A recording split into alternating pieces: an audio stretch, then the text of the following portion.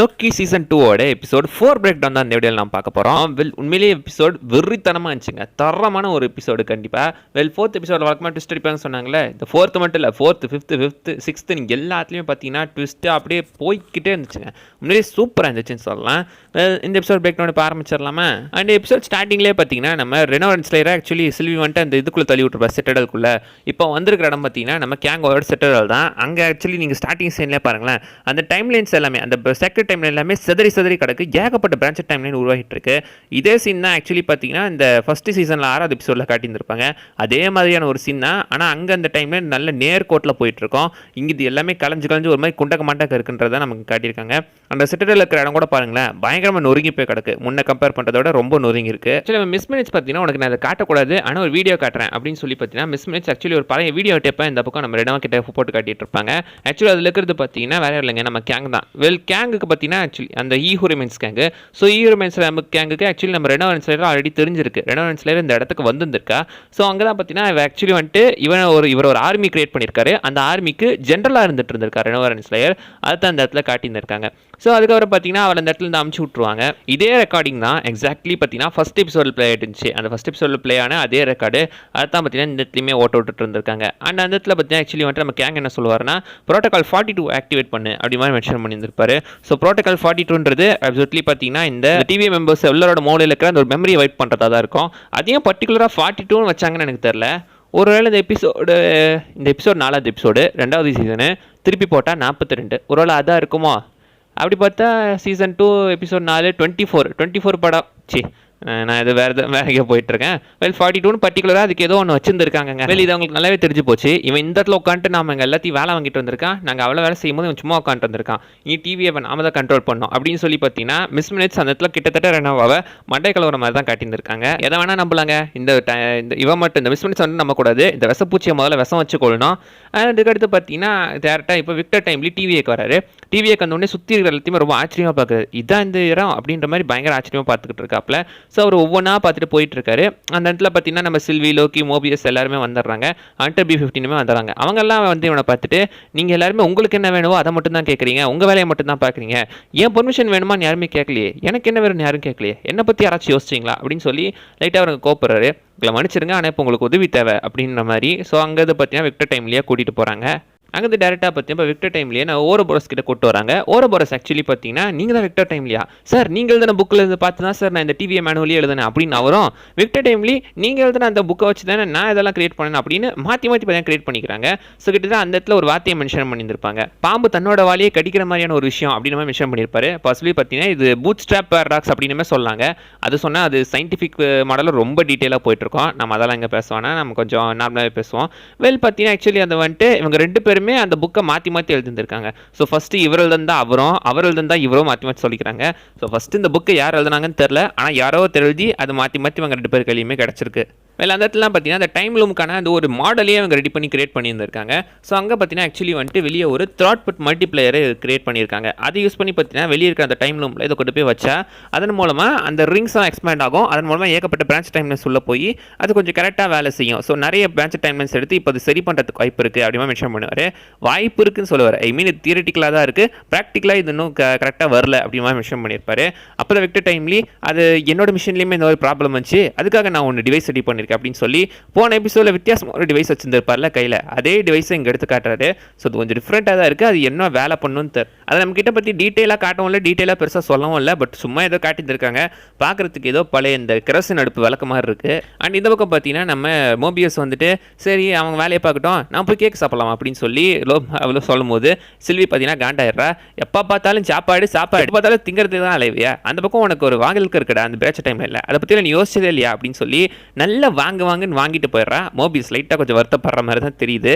இந்த பக்கம் actually Hunter B-15 இன்னொரு ஜென்ரலாக சேர்ந்து பேசுவாங்க. நீ ஜென்ரல் டாக்ஸ் கிட்ட பேசு, அதன் மூலம் நம்ம இதை சரி பண்ணலாம் அப்படின்னு சொல்லும்போது இப்போ ஹண்டர் B-15 ஜென்ரல் டாக்ஸ் கிட்ட வந்து பேசுறதுக்காக வராங்க. அந்த இடத்துல பார்த்தீங்கன்னா பிராட் வந்துட்டு ஜென்ரல் டாக்ஸ்க்கு மூலமாக நம்ம இந்த இடத்துல தப்பிச்சு போயிடலாமான்னு பேசிட்டு இருப்பான். ஹண்டர் B-15 வந்து நான் உன்னை எதிர்க்கணும்னு ட்ரை பண்ணல, உன்னை அடிக்கணும்னு எனக்கு அந்த ஆசையும் கிடையாது, நாம டிவியை காப்பாற்றணும், ஓனாலுமே அதுதான் எனக்கு தெரியும், நம்ம 2 பேரும் ஒரே மாதிரி யோசிக்கிறவங்க கிடையாது, ஆனால் 2 பேரோட எண்ணமும் டிவியை காப்பாற்றுறது தான், கொஞ்சம் யோசிச்சு சொல்லுங்க அப்படின்னு தான் சொல்லிட்டு போகிறேன். ஆனால் பிராடுக்கு ஐ மீன் ஹண்டர் X5 அந்த இடத்துல இருக்கிற ஆசையே இல்லை, நம்ம இந்த இடத்த விட்டு எப்படியா போயிடலாம், அதுக்கு எல்லாரும் எனக்கு ஹெல்ப் பண்ணுங்க அப்படின்ற மாதிரி அங்கேருந்து தப்பிக்கிறதுலேயே தான் பார்த்தீங்கன்னா அவன் குறியாக இருந்துகிட்டு இருக்கான். அந்த டைமில் தான் ரெனாவுமே அந்த இடத்துக்கு வரா வித் மிஸ் மினிட்ஸோட ஒரு டெம்பரை வாங்க உள்ள போல் இருக்கு. அதனால் அப்படியே அங்கேருந்து அங்கே வந்துட்டேன்.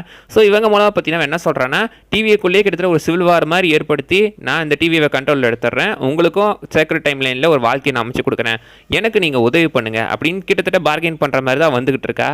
ஆனால் ஜென்ரல் லாக்ஸ் அந்த இடத்துல உனக்கெல்லாம் நாங்கள் ஹெல்ப் பண்ண முடியாது, உனக்கு ஹெல்ப் பண்ணுறதுக்கு நாங்கள் செத்தே போகலாம் அப்படின்ற மாதிரியான ஒரு பேச்சு பேசிக்கிட்டு இருக்க. சைடில் பார்த்தீங்கன்னா மிஸ் மினிட்ஸ் ஆக்சுவலாக அவங்க சாகரிக்கான வேலையை ஆரம்பிச்சிருவா. ஹண்டர் எக்ஸ்வை பார்த்தீங்கன்னா இதுக்கு டக்குன்னு ஒத்துக்கிறான். என்னடா இவ்வளோ ஈஸியாக கட்சி மாறுற, இல்லை ஆரம்பத்துலேருந்தே பார்த்தீங்கன்னா அவன் அந்த சீக்ரெட் டைமில் தனக்கு ஒரு வாழ்க்கை வேணும் தான் நினச்சிட்டு வந்திருக்கான், அதே வேலையை தான் பார்த்துட்டு வந்திருக்கான். ஸோ மிஸ் மினிட்ஸ் பார்த்தீங்கன்னா ஆக்சுவலி அந்த இடத்துல வந்து போன எபிசோடில் அவனை டார்ச்சர் பண்ணுறதுக்காக ஒரு டைம் ஸ்கொயர் மாதிரி கிரியேட் பண்ணியிருப்பாங்களே, அதை வச்சு எகைன் பார்த்தீங்கன்னா இவங்களே இப்போ டார்ச்சர் பண்ண ட்ரை பண்ணிட்டு இருக்காங்க. டார்ச்சர்லாம் பண்ணல, மொத்தமாக போட்டு தள்ளிட்டாங்க. எல்லாருமே பார்த்தீங்கன்னா அப்படியே சுருங்கி இறுக்கி கிட்டத்தட்ட எல்லாத்தையும் அந்த பாக்ஸ்குள்ளேயே அத்தனை மனுஷங்களையும் வச்சு அந்த பாக்ஸ் அப்படியே சுருக்கி அவ்வளோ கொடூரமாக கொள்றாங்க. நீங்கள் பேக்ரவுண்டில் அந்த வாய்ஸ் கேட்டிங்கன்னு வச்சுக்கோங்களேன், லிட்டரலாக எலும்பு உடையிறதும் அந்த ரத்தம் சொட்டுறதும் அந்த வாய்ஸஸ் உங்களால் தெளிவாக கேட்க முடியும். ஆண்ட்ரெக்ஸ் அதை அருவருப்பாக பார்க்குறான், ரெவனா அதை கொஞ்சம் கவலையாக பார்க்குறா. ஆனால் மிஸ் மினிட்ஸை பாருங்களேன், சைக்கோ என்ன மாதிரி பார்த்துட்டு இருக்கா பாருங்க, அவங்க சாகிறத என்ஜாய் பண்றாங்க. ஸோ மிஸ் மினிட்ஸோ போன எபிசோட்ல கொஞ்சம் கிரீப்பியாகவும் இந்த எபிசோட ஒரு சைக்கோட்டிக் மாதிரி காட்டியிருக்காங்க. ஏஐயா இருந்தால் இப்படிதான் இருக்குமோ, இல்லை அண்டர் B-15 அங்கே வந்துடுறா, அங்கே வந்து பார்க்கும்போது எல்லாம் செத்துட்டாங்களா எப்படா அப்படின்ற மாதிரி பார்த்துட்டு ஸோ அவங்களை கான்டாக்ட் பண்ணுறதுக்காக டெம்போ எடுத்து கான்டாக்ட் பண்ண பார்க்குறா. ஆனால் மிஸ் மினிட்ஸ் அதுக்கு அலோவ் பண்ணல. மிஸ் மினிட்ஸ் ஆக்சுவலி டோட்டலாகவே கண்ட்ரோல் எடுத்துக்கிட்டு இருக்கா. இப்போ உங்களால் ஏன் பர்மிஷன் ஆக்சஸ் பண்ண முடியாது. இந்த சில்வி மோபியஸ் அந்த கேள்வி கேட்டுவிட்டு இப்போ இவளே கேண்டீன் பக்கம் தான் வந்திருக்கா. ஸோ இங்கே வந்து இவங்க 2 பேருமே பார்த்தீங்கன்னா பேசிக்கிட்டு இருக்காங்க. அந்த இடத்துல தான் பார்த்தீங்கன்னா ஆக்சுவலி வந்துட்டு டிவியை மொத்தமாக அழிச்சிட்டு முதல்ல இருந்து ஆரம்பிக்கிறேன், ஐ மீன் ஸ்கிராட்ச்ல இருந்து ஆரம்பிக்கிறேன் ரோலக்ஸ் ஸ்டைலில் பார்த்தீங்கன்னா ஆக்சுவலி நம்ம சில்வி சொல்லிக்கிட்டு இருப்பா. ஆனால் நம்ம லோக்கி என்ன சொல்லுவார்னா, நீ அழிக்கிறது ஈஸி, அழிக்கிறது ரொம்ப ஈஸி, ஆனால் உருவாக்குறது தான் கஷ்டம். நம்பிக்கை அழிக்கிறது ஈஸி, நம்பிக்கை உருவாக்குறது தான் கஷ்டம். ஒரு தடவை அதை உருவாக்கிப்பார், அப்போ அதோட அருமை தெரியும் அப்படி மாதிரி தலைவர் ஸ்டைலில் பேசிக்கிட்டு இருக்க. நம்ம லோக்கியா அப்படிலாம் பேசுறது அப்படின்னு நாம் ஆச்சரியமாக பார்த்துக்கிட்டு இருக்கோம். சில்விக்கு இந்த இடத்த மொத்தமாகவே அழிச்சிட்டு முதல்ல இருந்து ஆரம்பிக்கணுன்றது தான் ஐடியா. ஏன்னா இந்த இடத்த மாற்ற முடியும் அப்படின்ற நம்பிக்கை அவளுக்கு இல்லை. ஆனால் நம்ம லோக்கிக்கு இந்த இடத்த எப்படியாவது மாற்றணுன்றது தான் என்ன முழுக்க இருந்துகிட்டு இருக்கு. ஸோ அதை தான் பார்த்தீங்கன்னா இந்த இடத்துல அவர் வெளிப்படுத்துறாரு. ஸோ நீ இந்த டிவியை ஆட்சி பண்ணணும்னு நினைக்கிறியா, நீ இந்த இடத்துல எல்லாத்தையும் கண்ட்ரோல் பண்ணணும்னு நினைக்கிறியா அப்படிமா பேசிகிட்டு இருக்காங்க. ஒருவேளை சப்போஸ் விக்டர் டைமில் கேங்கா மாறினா நாங்கள் அவனை வாட்ச் பண்ணிட்டு தான் இருக்கோம், அவன் அப்படி மாறாமல் நாங்கள் பார்த்துக்க அப்படின்னு சொல்லி நீ இப்போ அவங்க பண்ணுறது தான் பண்ணுற, நீ அவனை வாட்ச் பண்ணிட்டு தான் இருக்க, நீ என்ன கடவுளாக மாற பார்க்குறியா அப்படின்னு கேட்கும்போது நாம கடவுள் தான், வி ஆர் காட்ஸ் அப்படின்னு சொல்லிட்டு போவாப்புல. இந்த பக்கம் சைடில் பார்த்தீங்கன்னா விக்டர் டைம்லேயே அந்த மிஷினை ஹெல்ப் பண்ணுறதுக்காக ரெடி பண்ணுறதுக்காக ஹெல்ப் பண்ணிட்டு இருக்காரு. மோபியஸ் வழக்கம் போல் பார்த்தீங்கன்னா அவர் போய் ஒரு சாக்லேட் காஃபி சாப்பிட்டுக்கிட்டு இருக்காப்புல. ஸோ இந்த சாக்லேட் காஃபிக்கு மிஷின் இருக்கா, இந்த மிஷினில் இருந்து எடுத்தீங்க, நான் அந்த மிஷினை பார்க்க முடியுமா அப்படின்னு சொல்லி ஆக்சுவலி விக்டர் டைம்லேயே அந்த மிஷினை பற்றி கேட்டுட்டு இருக்காரு. நான் கூட்டிகிட்டு போகிறேன் அப்படின்னு சொல்லி பக்கத்தில் இருக்கிற ஒரு ஹண்டர் அந்த இடத்துல கூட்டு போகிற மாதிரி காட்டியிருப்பாங்க. அங்கே போய் பார்த்தீங்கன்னா சாக்லேட் காஃபியுமே எடுத்துடுறாரு. அதுதான் பெரிய வேலை பார்த்து விட்டு போயிடுச்சு.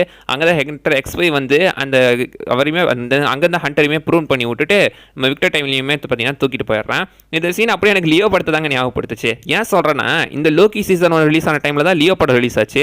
கரெக்டாக அக்டோபர் 5 லியோட ட்ரெய்லர் வந்துச்சுன்னு நினைக்கிறேன். October 5 2023, October 6 2023 Loki season 2 first episode release ஆச்சு. இந்த எபிசோட் ரிலீஸ் ஆகும்போது லியோ படமும் ரிலீஸ் ஆயிடுச்சு. அங்கே சாக்லேட் காஃபி சீனு, அப்படி இங்கேருந்து சாக்லேட் சீனு, அப்படி அது அப்படியே பேரலாக இருக்குங்க. கிட்டத்தட்ட ஒரு வருஷத்துக்கு முன்னாடியே அந்த எபிசோடு கூட்டிட்டு போயிடுச்சு. ஸோ இப்போ அண்டர் எக்ஸ்வை பார்த்தீங்கன்னா விக்டர் டைம்ல தூக்கிட்டு வந்து ரெவனா முன்னாடி மிஸ் மினிட்ஸ் முன்னாடியே போட்டுருக்கான். ஸோ இப்போ என்னதான் நடக்குது அப்படின்றத விக்டர் டைம்லி மூலமாக தெரிஞ்சுக்கிறதுக்கு முயற்சி பண்ணிட்டு இருக்காங்க. இந்த பக்கம் விக்டர் டைம்ல கடத்தினாங்க அப்படின்றது எல்லாத்துக்கும் தெரிஞ்சு வந்துச்சு. ஸோ இப்போ பார்த்தீங்கன்னா நீங்கள் போய் விக்டர் டைம்லேயே தேடுங்க, நீங்கள் போய் அந்த த்ராட் பட்டை ரெடி பண்ணுங்கள், நாங்கள் விக்டர் டைமை தேடி எடுத்துறோம் அப்படின்னு சொல்லி லோக்கி பார்த்தீங்கன்னா அந்த கையில் அந்த டைம் ஸ்டிக் எடுத்துட்டு அவர் சில்வியும் ஒரு பக்கம் போகிறாங்க. மிச்சாக்கிற அவங்க 2 பேருமே விக்டர் டைம்லேயே தேடி போயிட்டு இருக்காங்க. ஸோ இதை கட் பண்ணி பார்த்தா ஃபர்ஸ்ட் எபிசோடில் வந்து நம்ம லோக்கியை காட்டிட்டு இருக்காங்க. ஸோ ஃபர்ஸ்ட் எபிசோடில் இருந்த லோக்கி தன்னை ப்ரூவ் பண்ணிக்கிறதுக்கு எப்படி டைம் ஸ்டிக் தேடுவார், அந்த சீனை காட்டிக்கிட்டு இருக்காங்க.